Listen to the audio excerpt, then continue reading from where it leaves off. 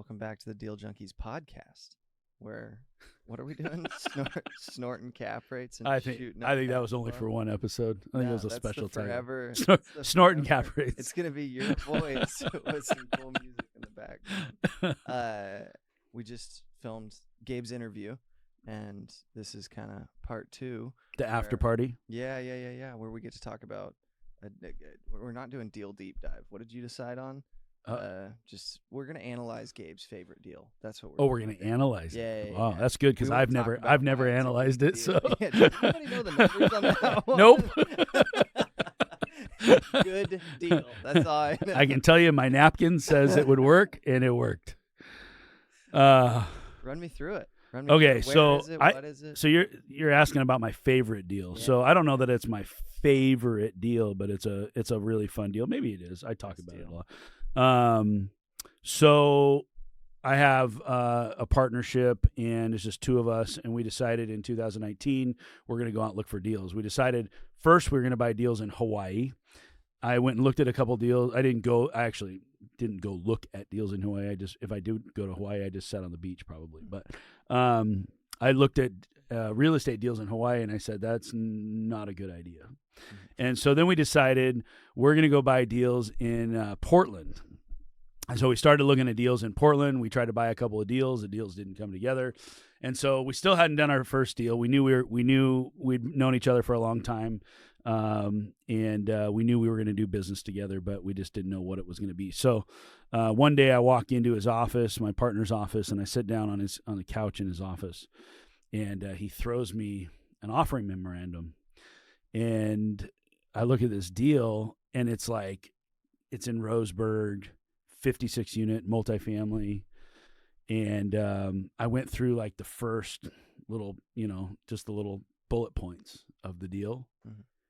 And he's like, have you seen this deal? And I said, no, but we have to buy this deal. And he says, I don't know. It's down in Roseburg. That's a long ways away. I said, nope. We have to do this deal. So this was a deal that was listed. Marcus and Millichap had it, and they had a guy down in Roseburg. He was selling off a couple of his properties, maybe a few of them, and he decided that he didn't need all the cash from some of the other sales that he was doing, and so he was open to carrying a contract.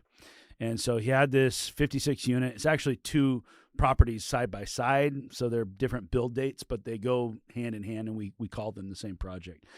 And so this thing was up. This is 2020, and so this is not even 4 years ago, 3.5 years ago. And it was $66,000 a door. Seems pretty cheap. It does seem pretty cheap. Now, you almost don't even need a napkin for that, do you? Guy was a pride of ownership owner. He had self-managed. He had just put roofs on 90% of the buildings. They'd done some other upgrades there. Property was it was old, but in good condition. And parking lots were good, and envelope looked okay, and didn't look like any major problems there. Biggest problem was a rent roll, and this is why it was only $66,000. He had 1s, 2s, and 3s. The 1s were at $500. The 2s were at $525, and the 3s were at $575 per month. 3-bed. Now I don't know. It doesn't matter who you are. A $500 rent roll is not going to net you much more than $66,000 a door. That's all there is to it. Now, this is Roseburg. Granted, I have no idea what Roseburg is. I didn't know the market. I didn't know anything when we got into it, but I just knew that this was a deal. And I talked in my interview a lot about Brian Miles, my mentor, and he always told me that you'll make a lot more money out of town than you will in your hometown.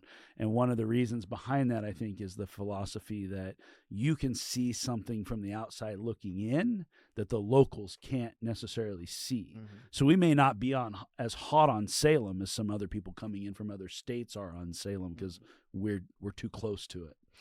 And so we decided, okay, we like this deal. We're going to make an offer on it. And so we offered him, we give him 10% down It's $3.6 million. We'll give you 10% down. We'll give you $360K, and you carry the other 90% at, we probably offered him 3% interest only or something really low.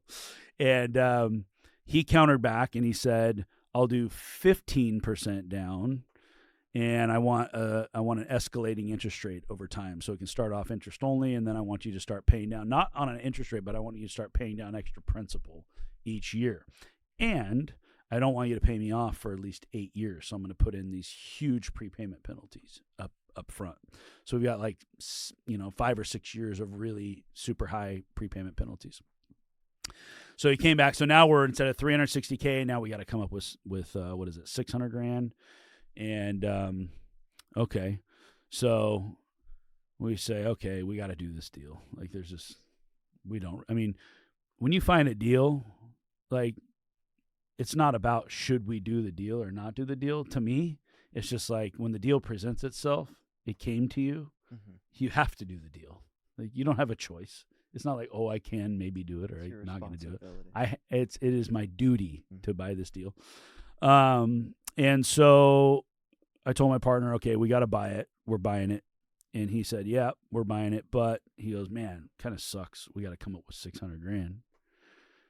And I said, well, why would we have to come up with $600,000? I'll just go borrow $600,000 from somebody. And so we had recently closed on a deal. I represented my partner in the sale of a couple of assets for another friend of ours. And he had taken some cash and also carried a note, very similar to what we're getting ready to do on this deal here. But he was sitting on too much cash, and he kept calling me every month or so and going what do I do with this money? It's sitting in the bank. It's not making me any money. I need to do something with this money. I said, well, we could put it back into a deal. He's like, yeah, but I'm older, and I don't really know if I should go into a deal. I said, well, maybe we could just borrow the money. And so he had actually offered to loan it back to my partner on a deal, and he hadn't spent that money yet. So I went back to this guy, and I said, hey, and he had about $1 million sitting there. And I said, what do you think about giving us $600,000 to go buy this deal in Roseburg, and we'll pay you 7% interest only? He said, I love that idea. I think that's a fantastic idea. So the three of us got in a car. We drove to Roseburg. We walked, I think, 2 or 3 units, decide we're going to do this deal. And the way we buy deals is typically a little different than what we would do for our clients. We did no professional inspection. To this day, I've literally only ever seen 2 or 3 units at the property. Maybe I've seen 4 now. I've been there with Trevor. I think have you been by there? Did I take you by there? So driving down.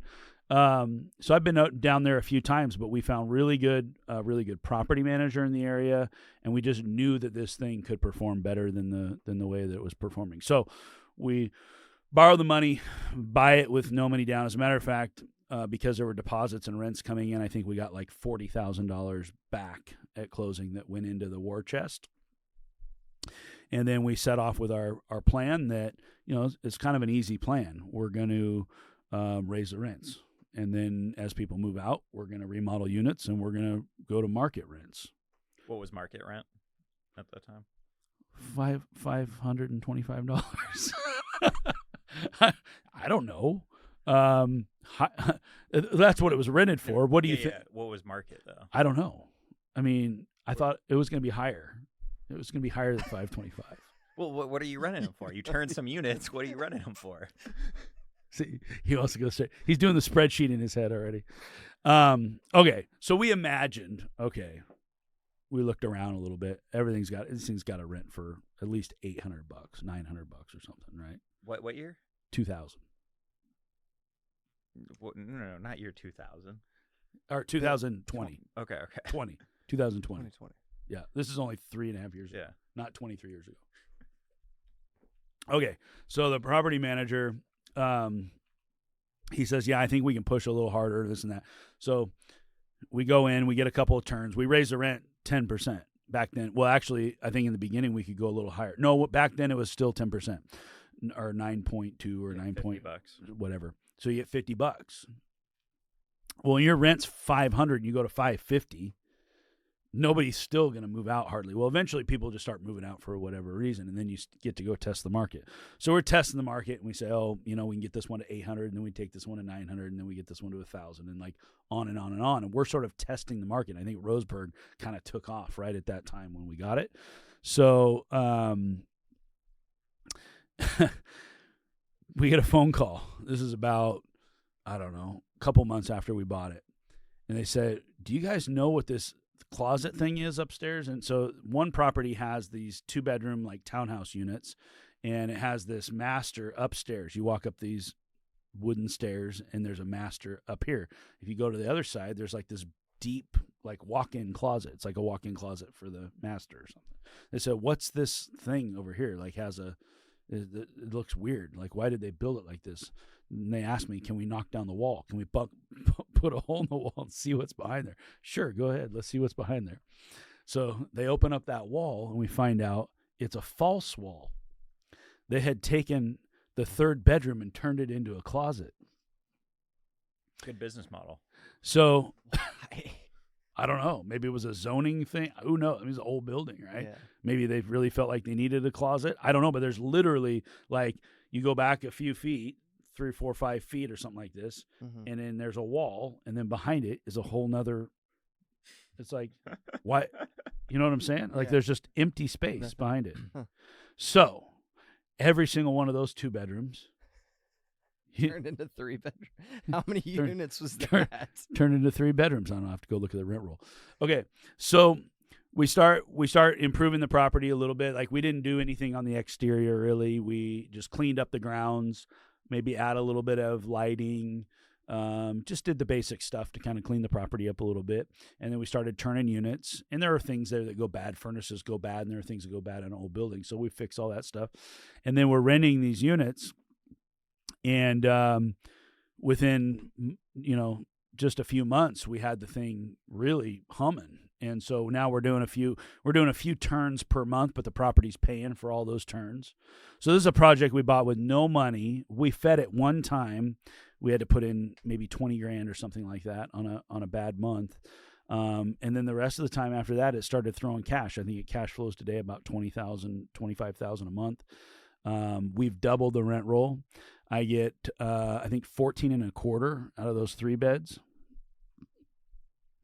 I get like $11.95 or $12.50 out of the 2s, and I get, whatever, just normal rents. Yeah. $1,000, $1,100, $10.50, $1,100 on the one bed. So we've had it for 3 years, and I still have less than half of the units turned after 3 years. So talk about a stabilization period. Yeah. This is not a 3-year play. This is a 10-year or 20-year or forever play. So what is your actual plan with it? Because you said 8 years is the minimum for him, but did your down payment lender give you a balloon on that's shorter than that 8-year period? How long do you have that money for? So that money does expire, but we've already talked to him, and he wants to extend it.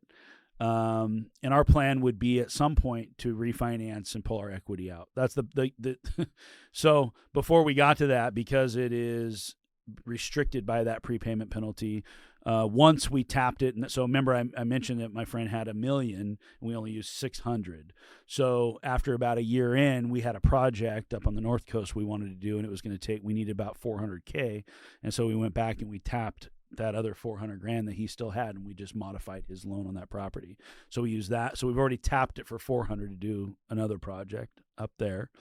And now currently we're getting ready to build 66 units in Astoria, and we're going to have to tap it for some more equity out of that. And so we're putting a second on it to go use the money to go build these other units. So there are other ways around pulling that equity out to go get it to work for us.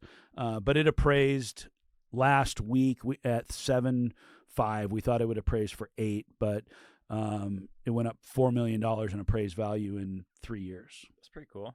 So we printed $4 million, right, out of thin air. I mean, I saw the brochure. I drove down there one time. I borrowed the money from a friend. We put no money down. We own the thing. I looked at 2 units. I told the guy to raise the rents. He raised the rents. I mean, this deal takes up like 0.0001 of my life, and it generated $4 million. So why did no one else do that deal? Like, why was it Why no one else wanted There were other people that wanted it, and actually the brokers I think were kind of trying to want to take it. They were gonna see if they could maybe do the deal, but I don't know. I mean, it got brought to us, and it wasn't on the open market yet, so we were kind of in the inner circle of that brokerage was willing to share it with us before it hit the open market because we were past clients. And so we got to hear about the deal before other people. I think maybe just because it was Roseburg, small town, not a lot of people knew it,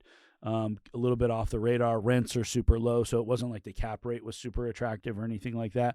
We just knew, this is a deal that you can go into at a very low cost basis, and you can go in and improve the rent roll and create something much better. So in the end, the way the debt's going to stack is we've got the seller in first. We've got our friend we're moving our friend off of title because we're putting a second on it. We just say, hey, can we take you off of title? Yeah, no problem. We'll put him on something else or whatever. He knows he's going to get his money. And then we'll put that second on it. We'll go do another deal. So now I'll have to clear off that whole debt stack at some point. And we'll wait until, we're in a little bit more favorable environment in the next couple of years, and we'll just make sure everybody gets their money. So my hope and dream was that one day we'd refinance this thing and put a few $1,000,000 in our pocket. And that sounds fun, but we went and found a way to spend the money before we could ever even touch it, of course. Cool. Well, that's a good deal. The day of getting the big hit, I don't know if that I hope it comes one day. We'll see. Yeah. You haven't. Right now it's just in the ethers. It's just building. You're about to get building equity. It's in buildings. You're about to get $75,000 out of a deal. I am? Yeah. It's a huge hit. What? Oh, the one I'm buying? Today? When are we getting in this like money? 10 days. Oh, good. Can I get it sooner? Well, I want to dive into another deal. I want to see your thoughts, to just live see your thoughts on how you think about this deal. Okay. Which we should probably do because you're under contract to buy this deal. You're the one buying it. You haven't looked at it at all yet. Oh, I have. I mean, I haven't looked at the way you've looked at it, but I've been to this property that you're going to talk about. This is one of those instances where I catch myself in two partnerships competing for the same deal, but you won. And who else wanted that deal? I've written 2 offers on it to buy it before. Well, and then a third, and this is like the for fourth. $1 million more than what he's got on. Well, and then we tried again. I know. It was 1.2 over actually. Yeah. 1.4. You have to play this episode after we close. We won't talk about exactly where it's at, but just high level. So do you know what you're under contract for on this deal right now? Money wise? Yeah. $3 million? Yeah. Okay. Cool. Do you know how many units this deal is? 39. Okay. Cool. Trevor wants to know if I'm as dumb as I look. No, I'm just trying to gauge where you're at with it. We just wrote it up, put it under contract, and then I don't think I even told you we went under contract. I think I posted online that we were under contract and tagged you. That's a fun way to find out. Oh, I'm buying a deal. Yes. So anyway, our idea on this is we tried to do the seller carry route. They don't want a seller carry at all. It's a value add deal. It's $77 a door, I think. That's what that comes out to roughly. Rents for like $800. Is that where it's at, Dane? Roughly somewhere between $800 to $900 per unit right now. So it's kind of similar to your Roseburg thing. Mm-hmm. But financing it wise, the whole play is it's a heavier value add property. We think we're gonna have to put $1 million into it. Okay. We're trying to do a bridge construction loan. I know you don't love those types of deals. Yeah. But and then you're doing it with. I mean, I'd love to do a deal where we can get high leverage and the bank gives us the money to clean it up. So there's a lot of risk there that you don't pull off your business model. You just got to tighten your numbers and make sure that you're right. So the plan right now is to do 90% loan to cost. So that's $3.6 million loan on it, and then find $400,000 to do the deal through partnerships, raising it, whatever we do. Okay. What is your loan to cost, including the cost to execute the business plan? Yeah, the cost to rehab it also. Because $3 million plus $1 million is $4 million. Yeah. You take 10% off, we're at 3.6. Yeah. 90%. Yeah. Yeah. I think we're there. Yeah. So you want to know how my head works in the way that you finance that deal or the way you structure it? What are your general thoughts on a deal like that? What do you like or dislike? What questions would you have about this deal? What would make you not want to do it potentially? My very first question is always going to be about the seller. Mm-hmm. I want to know who's the seller, how old are they? Are there partners? Why are they selling? How long have they had it? What have they done so far? So they've had it for about 3 years. 2 brothers. They're in their 40s. They don't own any other real estate. They have an uncle or grandfather who owns a bunch of multifamily. Was like, this is a deal. You guys should buy it. Helped them finance it. I think possibly gave them the money for it.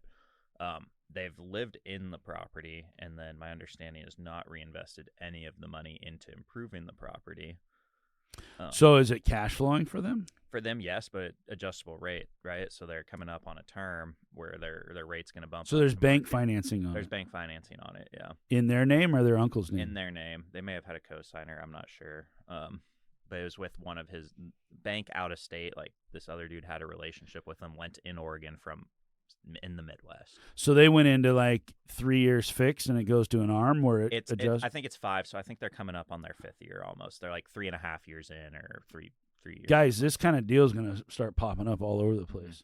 Where you went in, is my first deal, second deal, whatever. I financed it on one of these things. It's, I took 3 or 5 year money because the rate was so low, and now my debt's coming due, and I can't. It doesn't pencil anymore. I was paying 3.25, now it's 6.5 or whatever, and double the debt service isn't going to work. So let me ask. There's a broker involved in this. Mm-hmm. I'm guessing he has a good relationship with these sellers. Good enough, yeah. And do the brothers get along? Yes. Okay. Enough. So one of the it's we're too far along in the process to say what should we do, but one of the thoughts that I would have is to find out why they're selling. Do you like? I tried to get them to pitch their equity in the deal and invest along with us or carry it. Yeah, they didn't want to. I think they're tired. They're tired of. Well, they've been living there. They're in it. They're in. They're not want to be in it. It's bad. Yeah. Like you're not ready. If you're living in that thing, you're not. That's not cool. Like they're not. They don't have any money. Otherwise they'd live somewhere else, right? Correct. I would think. I would guess. I would assume. Yes. You don't want to go live there. So, and uncle's probably like, yeah, I'm not giving you more money or whatever the case may be. So they're just dumping it. Do you know what they paid for it? Like 2.2, I think. Yeah. So they're making money. They're making. Do you know what they owe on it? Like 1.8 still. It was something. Okay. Like that. And there'd be no way to wrap their debt or do anything. They were somewhat open to it, but when it came down to it, they just loved the simplicity of just coming in and getting them cashed out. Because they even wanted to do, they were talking about doing a 1031. And I was like, guys, like you have this piece, Mm-hmm. like you would want a 1031 into something like this where someone else is going to go handle it for you. Like we can make you money. Just leave us a portion of your equity here. Yeah, let us be that sponsor that you would go look for anyway. Yeah, but they were just done. So basically what you're saying is they've fatigued on being real estate investors. Like they're hands-on. It's costing them money and time and energy that they don't want to give to this 39 unit complex anymore. Yeah. And so they just want to dump it. So it's an emotional thing for them. And they've been out trying to sell it for a while. So how come somebody else didn't buy it? Because it was listed for a lot of money. $5 million To start, 4.2. Yeah. 4.2. Oh, 4.2. Other people went under contract on it. I think if At 4.2? 3.8. No, at lesser. I don't know exactly. but Started I at offered 3.8, 4.2. and I think it went. It down. keeps getting beat down because people go because it is a lot of work and it's in a smaller market. So like, how are you gonna get the workers to do that? And like, it's kind of out there. Yeah, it's in a rural area, and it's not a traditional building. It's more like barracks style. Mm-hmm. Is it set on foundations? And it has like and skirts it doesn't sit on on it. foundations. That's the other thing. There's no foundation. No foundations. So there's no stem wall. So it's So is that part of your million to put foundations under them? TBD. Okay. TBD. Is that a hard? To me, okay. Here's another place that my mind goes, is exit strategy. Mm-hmm. So I always start with a seller and then I go to exit. And exit means we're going to sell it or we're going to get it appraised for a refi or bring in a bank to do our refi. Mm-hmm. If they're having a hard time selling it, we're going to have a hard time selling it unless we cure the things about it that are making it hard to sell. So if no foundation makes it hard to sell, we got to put foundations under it or we're going to have the same problem. Or you just buy it and hold it forever and who cares? So, our goal right now is to refinance it, pay off your money you borrow. That's $400,000. I think we can get it to somewhere between the 6 to 7 range, depending on rents. And that's the other thing in an area like that, right? 6 to 7 what? Million. Oh, you can make it worth 6 to 7 million. Yeah. You're buying it for 3. Mhm. Yes. So you're going to double the value. Yeah, you're gonna put With- $1 million into it still. Okay. So, but You're still generating. I mean, so you're talking about doing the same exact thing. You're trying to go high leverage in, have all your rehab money set aside. You think a lender's going to give you this money? that's what I'm learning about too, because I haven't done a bridge loan before. So my understanding is yes, that you can do 90% on the bridge as long as it's 75%. But I mean, of this ARV. particular property. I think so, yes, because I think the financials are strong enough, and then the partnership is strong enough, having people with that kind of experience. So you've partnered with other folks that are going to do the rehab. Mm-hmm. Yeah, you said you painted some units in the past, so we're Yeah. gonna have you. Yeah, our partner are. actually has a really good balance sheet. Banks love it. Okay. So, I mean, obvious concerns are, I mean, you always got to look at the downside. The upside is rents are low. Rents could go up. Maybe. I'm sure they've tried, but they don't have the money to put into it. Maybe it's Highest mismanaged. achieved is 1,100 on 2. What's average? 890. They got somebody moving in at 12 this week. Yeah, and I think market rate is 1,350. You know Oh. that area. What do you think too? These are six and some change, 600 square feet, 2x1s. Well, I own buildings in that area, but they're not tucked away like this one. They're out kind of in a place where more people want to live. So, I would definitely discount for that. I think that's you're going to have to be 150 lower than what happens in the city. So that's what I think I'm doing, but it's I haven't invested. 1495. So 1450, something like that. So $1,300 ish Okay, cool. is probably your target. Oh. So, but today they're at 900. You're saying that, so you're 20% below highest achieved. They're maybe 35, 40% below true market. What we think we can push to market. Have they tried to go for more, or did they just ask $1,100 and got it? The most recent one that they're filling is the highest that they've gotten because they did a good turn on it. But I just don't. I mean, people don't move out. You don't have anybody moving out because the rents are so low.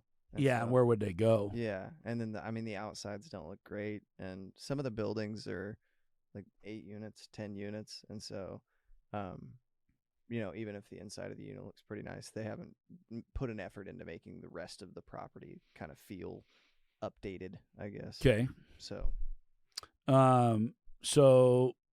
so they felt like they ripped it at 2.2. They've done something there. What did they spend on it, or what have they done? no, they haven't really. They just moved in. when people, yeah, I mean, When they move out, they turn a unit. They yeah, don't do I any I upgrades. don't know if anybody's like, they might have had 4 people move out. A bunch of these people have like moved in between units, moved in friends, because it's like, hey, you can come live at this. Oh, place, it's so and cheap. Yeah. What are the brothers doing? Are they still living there? Yeah, they're moving out. When one of them already moved out, and the other one is in the process. What are they going to do with the money? They said they're going to 1031 it and buy another deal. Is that still the plan? I don't know. I haven't got updates. Yeah, since that. They're going to 1031. I think they're going to end up just keeping it. I think they're not just doing gonna a sit on it 1031. because that's not Yeah. disclosed in the contract. Keeping what? The money? Yeah, not doing 1031. They'll just pay taxes. I think so. I mean, what a shame for them not to be able to keep some of that money in the deal, or at least have a note or something that could generate them some passive income. They're going to take $800,000 minus closing costs. They have $700,000. They're going to pay taxes of another $200,000-300,000. So now they're going to have a couple $100,000 each. And then what? I mean, that's gone, and you have a couple vacations and a good fun year, and it's over with. You're done. What a shame. 1 4-runner. 100. It's not worth it. I mean, it sounds like $800,000 in equity sounds like a lot more than it really is once you sell and pay taxes on it. Yeah, I mean, okay, whatever they're going to do is whatever they're going to do. So I think that. So what's your cap rate right now at 3 on as in place income? At 3, I think I had it like a 5 something. I'd Yeah, I have think to it's look like 5 again. flat because I think their NOI is at like 150 and we're buying it at 3. So you got to get the rent appreciation, or you're in negative leverage. Like you're going to borrow that Mhm. money. Well, you don't even have perm financing. So when you do the rehab, do you have to kick people out? Yes. Maybe there's like 6 vacant units right now. So that was the other side of it, which this is kind of why They have high vacancy. Or Well, are these just the storage they units that have, aren't like- being used as they have an actual unit that just isn't that They're just offline. using as a storage. they're offline? Yeah, and then they have one unit that should really be 3.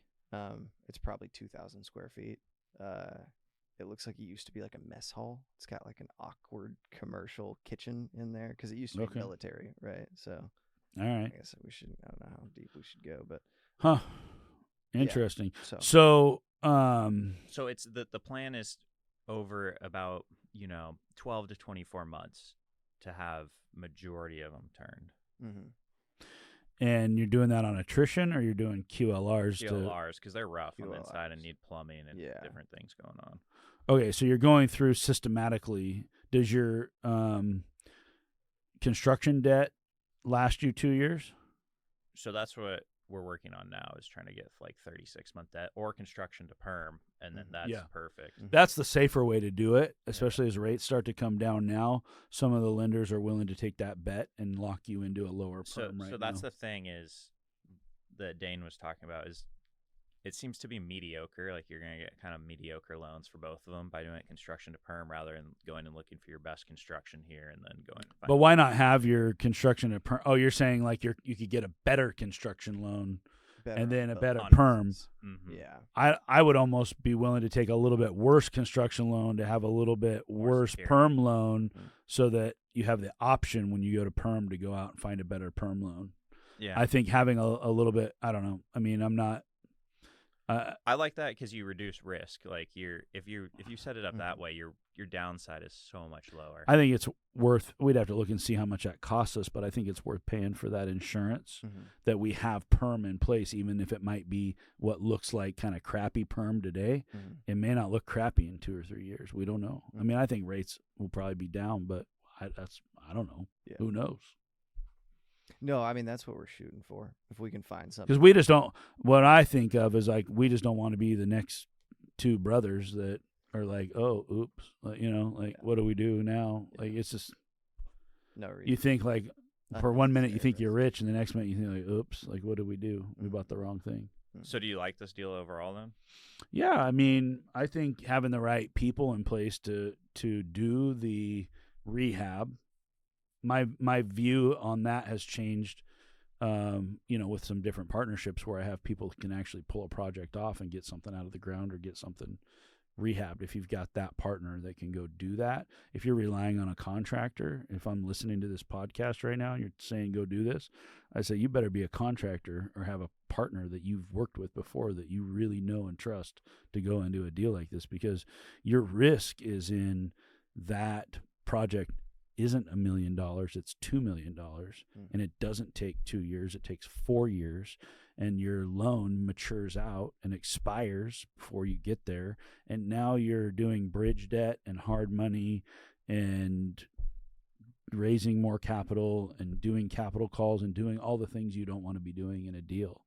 So high level though, with the team that we have in place on it, and that general idea. And Yeah. stuff, you're like, yeah, I would do this deal. Oh, of course. Yeah. Okay, so Well, I since- mean, you guys like the deal, so Yeah. I don't even have to ask the question. Well, If you like the deal, I'll do the deal. Since you like the deal, and we're looking for $400,000, you got $400,000. You guys are doing too many deals. Yeah. Yeah, we'll see. We'll find it. I don't know, can I borrow $400,000, Dane? Well, yeah, we'll find money always finds good deals. Sure, we'll find the money.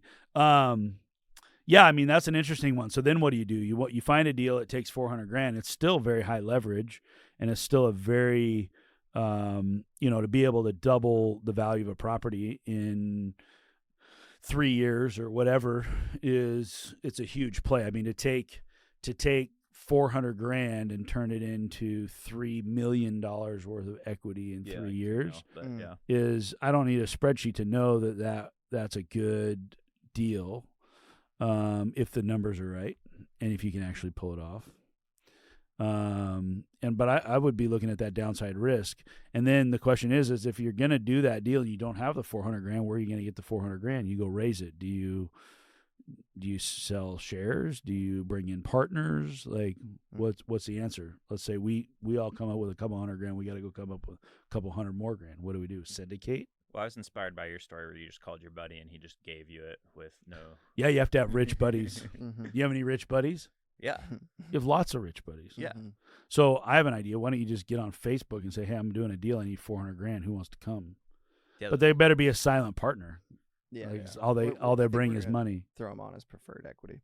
And by the way, that whenever you syndicate or whenever even if you do a deal with friends, and your job, you're solely responsible for the financial performance of that asset, and they throw their money into that deal, you're now securities law. This isn't like, oops, we lost your money. This is like, well, yeah, I mean, they can sue you. They can claim. You got to make sure that all your I's are dotted, your T's are crossed, because you're now responsible for somebody else's returns on their capital. So very serious business. I'm part of 2 syndications. I mean, we spend hundreds of thousands of dollars on attorneys to get these things set up and make sure that everything is done to a T. But we run around. I mean, the way everybody gets started, we run around with partners. We find people, and so one partner, that might be their role, is you're short on cash and they're bringing in cash. So, I don't know. Be careful. That's all I'm saying. Be careful. For the record, we do have the money. It's not like to spend it. Well, that's how you should look at every deal. Just, yeah. Robert Kiyosaki says if you're using your own money to buy real estate, you're being lazy. So he doesn't say don't go buy real estate. He doesn't say don't go buy it with your own money. He just says if you're doing it with your own money, you're being lazy. I've not heard so before you spend your own money, go find another way to do the deal. Keep your war chest. Keep the cash on hand, because you're going to need that cash, especially in a deal like this. I can just see it already. You're going to need the cash. Well, plus, or you go do some other deal where you need the cash. Cool. All right. Protect the cash. Good deals get better. Bad deals. Shooting up cash flow. Give us your mantra there. Good deals and bad deals over time, and that whole. Yeah, The Spiritual Principles of Real Estate by Paul Curley. I can't wait to have him on the show. So a good deal gets better and better, and a bad deal gets worse and worse. So at every turn, when you're going like right now, you want to know, is this a good deal or not? I can't tell you yes or no. I like the deal right now as it sits, but as it goes, if things fall into line and it gets better and better, we have 6 storage units that can become units. It's only going to take 10 or 20 grand each to convert them or whatever, like somebody's got 400 grand over here, no problem. They can throw it in the deal and they want a piece of the action. Like when a deal is supposed to happen, it comes together. If at every turn the deal gets harder and harder and harder, it wasn't meant to be, and flush it down the toilet and go find another deal. It's the wrong deal. Cool. Well, let's sign off with that then. Who are we? We are the Deal Junkies. Thank you for listening. Our tagline, are we still saying our tagline? I like our tagline, yeah. I don't know if I like our tagline. Well, you made it. What is our tagline? Snorting cap rates and shooting up cash flow. That's dorky. That's stupid. All right. Well, we are Deal Junkies. We love to do deals. Thanks for listening.